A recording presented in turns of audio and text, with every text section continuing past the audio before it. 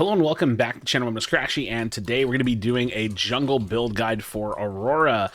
Just to quickly touch on this, because I think I forget to put these in here. For the time being, I'm currently maxing Boreal Sweep, which is a right mouse button on PC, and then the second that ability that I max is her Hoarfrost. So just kind of the two abilities that I'm maxing. Obviously, you're going to put your points into your ultimate, and let's talk about the crest. So the crest that I'm mostly liking is Tempest. This is like the staying power bruiser crest, so to speak. It's got 25 power, 100 health, 8 ability haste. It deals some damage to 3 nearby enemies, and then it heals you for 50% of the damage dealt. So this is like some nice, like, sustain that you can get from it. Granted, the stats of all the crest are normalized now, so if you want to build stacking power, you can go Obelisk. I think it's fine. I think Typhoon's just gimmicky. I'm not really a big fan of it in general, but I think Obelisk is honestly fine on her. You're not going to get that sustain from the actual heal and doing the damage around you, but if you want to stack and build damage, by all means, go for it. I think Tempest is pretty solid of a crest on her, though, so it's what I've been liking. So, I was going back and forth about whether or not I wanted to build Fire Blossom on her. I've decided with this hero, I think that she falls more slightly in the damage realm than she does the tank realm. For me personally, I'm starting the game with Magnify. Magnify, a really, really strong item right now. It's 60 power, 300 health, 10 ability haste, 8% Omnivamp, and while moving or casting abilities, generate stacks of focus. At 100 stacks and power your next basic attack, you deal 50 plus 25% of your magic power damage, shred 15% of the target's magic armor. This gives you like a nice foundation of damage to stand on. You can clear really, really well with her. Her passive is insane for jungle. And you build some sustain for yourself in the form of Omnivamp and health. You bring a little bit of ability haste to yourself. You bring some damage, and then this is your single target shred, right? Like when you pick a target, you smack them. You're going to deal 15% or shred 15% of their target of their armor, magic armor, and then you just kind of get to do the damage that you want to do. The rest of the build, I really have it 3 slotted, and then it kind of gets a little bit open from there. My next item is going to be Flux Matrix. Flux Matrix is 300 health, 30 magic armor, 15 ability haste. So, you know, we're already starting to build up some of that ability haste, which is really nice. And you have Unstable Shackles. Nearby enemy heroes take 10% additional magic damage, have their tenacity decreased by 20%. You guys know this item. It's really, really strong. I think it's really powerful and something that I really like to use on her. Next is going to be World Breaker. World Breaker is 40 magical power, 300 health, 20% tenacity, and on dealing magic damage to a hero, increase your magic damage dealt by 2% for 3 seconds, stacks up to 6 times, and you're going to gain 4% of your health as magic power. So this item is more damage, but it's more of that like that bruisery feel. You're bringing a lot of health and like tenacity to yourself, so you can kind of just build up your damage by having built health. Everything we're building is health, and this is where I start going tank. Granted, Flux Matrix is a frontliney tank item just because it's a frontline item. I need to make a video about this. It's not really a tank item. It's like a tanky bruiser item. It falls in that spectrum somewhere.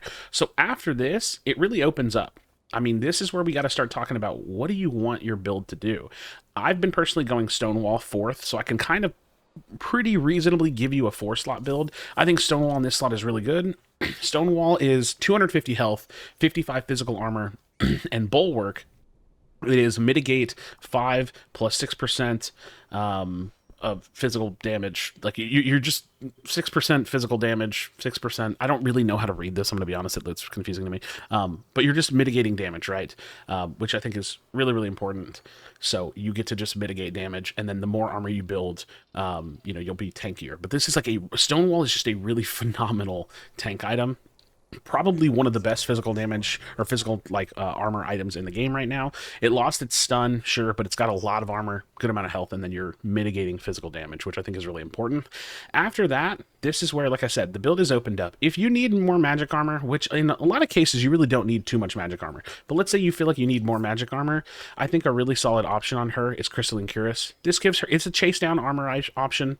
It's a chase down option for magic armor that gives you move speed and additional magic armor. Really, this is probably, realistically speaking, the best magic armor item in the game.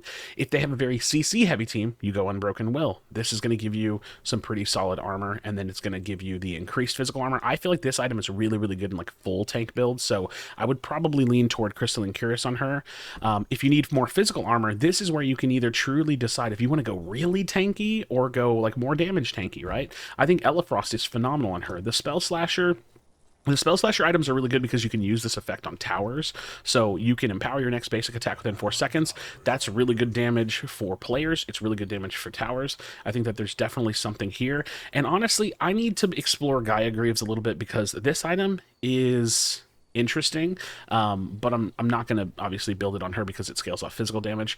But in general, I don't know why I brought this up right now. I need to experiment with this item a little bit more. But there are some really good items for her. Taintids are obviously good.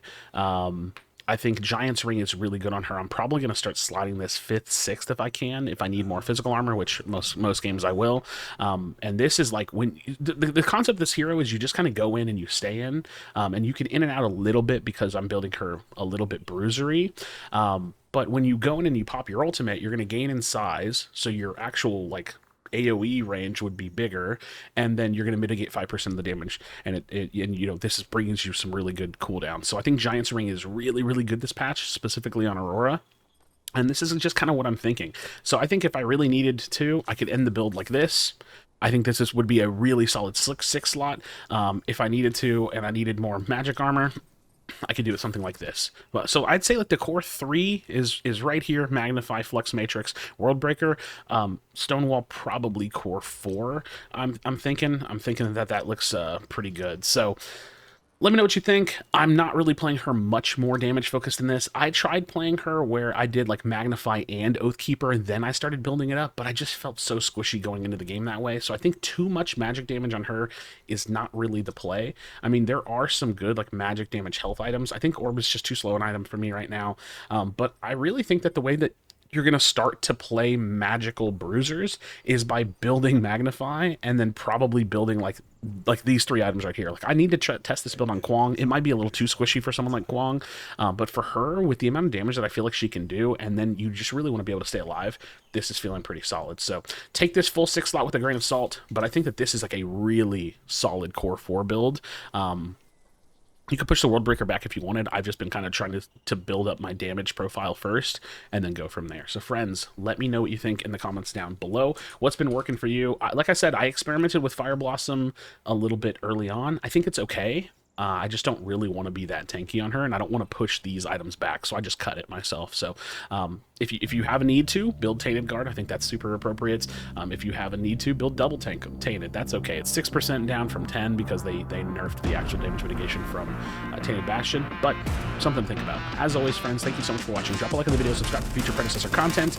Be sure to comment on that, tell someone you love them, and I'll see you in the next video.